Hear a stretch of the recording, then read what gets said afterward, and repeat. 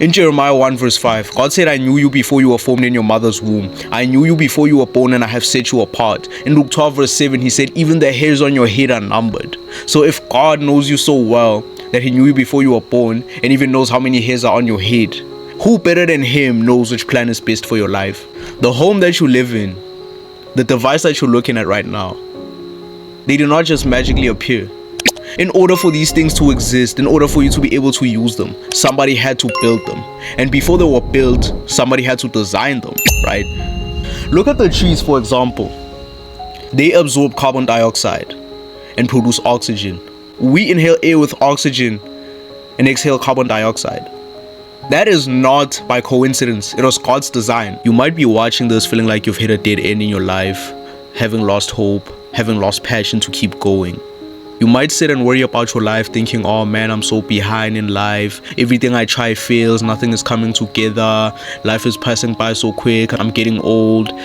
Whenever you experience those situations in your life, in Jeremiah 33 verse 3, God said, call upon my name and I will answer you and show you great things which you have never seen before.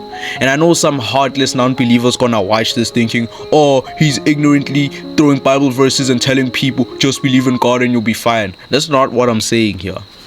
There's more to it than that. When I say call upon his name, I'm saying call upon his name in faith and meet him halfway by fighting these weaknesses. Because if you're having these thoughts, these anxieties right now in your life, it's probably because you're not praying very often, if at all. Whenever you don't feel like praying, force it, because there is something that is forcing you not to pray. Think about Moses for a second.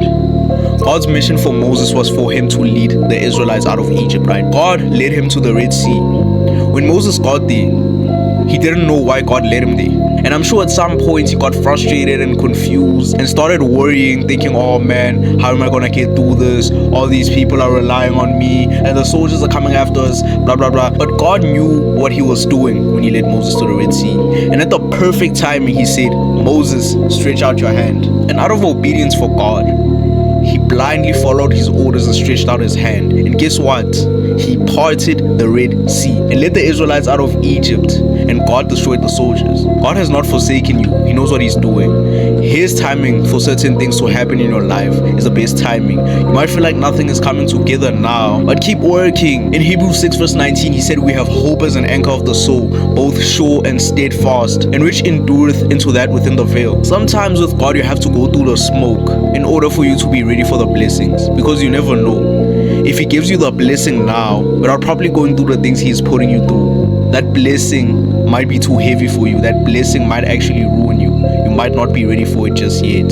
So with that being said, don't hinder God's plan for your life by trying to fit into the world, because you don't belong there. In Jeremiah 1 verse 5, God said, I knew you before you were born and I have set you apart. In John 16 verse 33, Jesus said, in me ye might have hope. In the world ye shall have tribulation, but be of good cheer, for I have overcome the world. Sometimes what blocks the blessings that God has in store for us is our need for worldly validation, trying to keep up with the Joneses and seeking vain, fleeting glory that won't even fulfill you. You're leaving all of this behind when you die.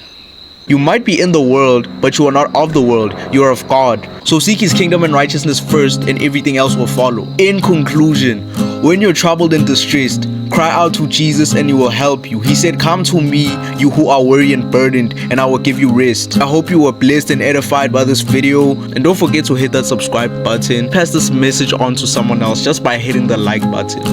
Anyway, God bless you. You're greatly loved. You're greatly appreciated. And stay hungry.